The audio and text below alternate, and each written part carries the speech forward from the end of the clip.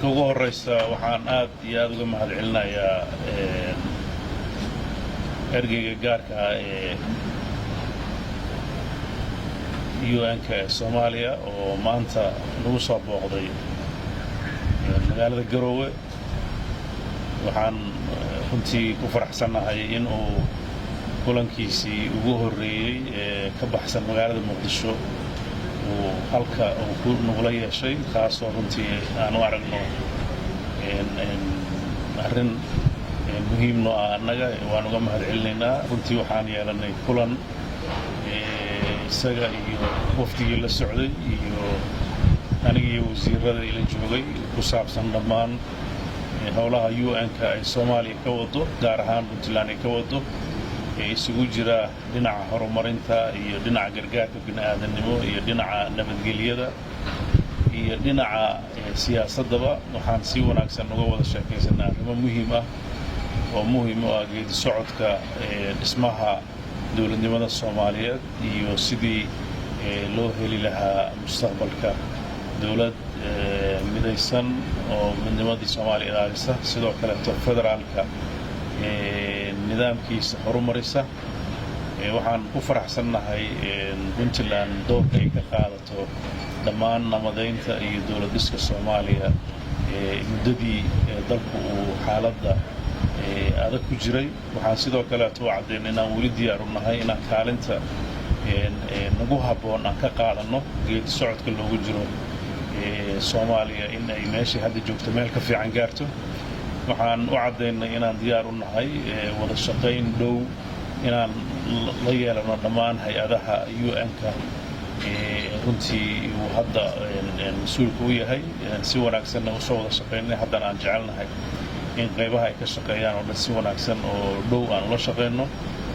arrimaha u badan runtii dhinaca waxaa ka jira dhinaca amni darrada maaragtay Daacish al-Shabaab ay dalka ku hayaan, ama khilaafaadka Puntland iyo Somaliland ka dhex jira, ama guud ahaan dowladda federaalka iyo xubnaha dowladaha federaalka dowladaha xubnaha ka dowladda federaalka muddadii u dambeeyay ka dhex jiray, sidii loo yareyn lahaa khilaafaadka, sidii loo yareyn lahaa dhibaatooyin ka dhasha khilaafaad siyaasadeed oo sababa dib u dhac horumar dhinaca bini'aadamka ah iyo midka siyaasadeedba. waan ku faraxsanahay, waan ku soo dhawaynaynaa runtii. waxaanan rajaynaynaa wada shaqayntii hore mid ka ballaaran inaan la yeelano, maadaama runtii uu yahay nin ku habboon marxaladan oo aqoon badan u leh geyga Soomaaliyeed iyo geeska Afrika. waan ku faraxsanahay, waan soo dhawaynaynaa, waana mahadsanyihiin. Good afternoon, and thank you very much, Mr. President, for your warm welcome to me and my delegation today. I'm pleased to have visited Puntland and engaged in a very constructive meeting with President Siciid Cabdullaahi Mohammed Deni, along with members of his cabinet.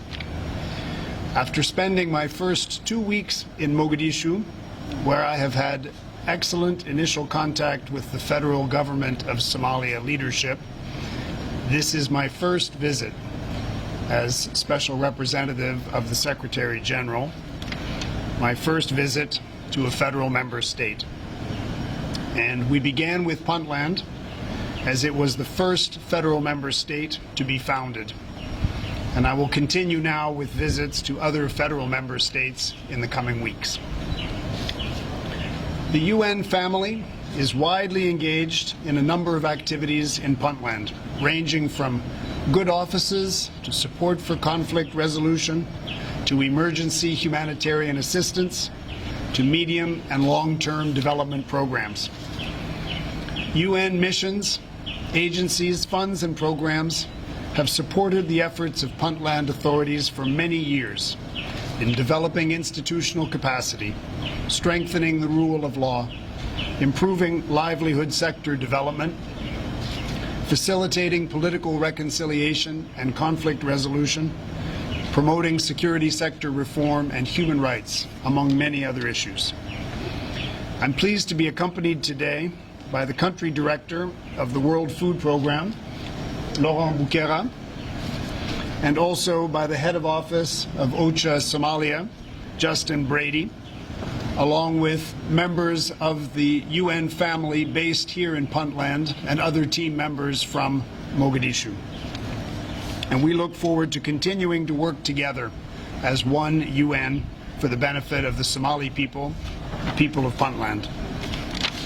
We're looking forward to working with the people of Puntland and the federal member state administration in order to implement the UNSOM mandate and the programs of UN agencies more effectively. And this includes our efforts to support inclusive dialogue among the federal government of Somalia and the federal member states. President Deni and I also discussed the long-standing dispute in the Sol and Sanag region and the sporadic fighting that has occurred in the vicinity of Tukarak in recent months. This has heightened tensions in the area, and I urge the leaders of Puntland and Somaliland to pursue a peaceful resolution of this dispute. I look forward to our continued close collaboration with the Puntland authorities throughout my tenure as SRSG, and I look forward to enhancing the work of the UN in support of the Puntland people. Thank you very much. DMI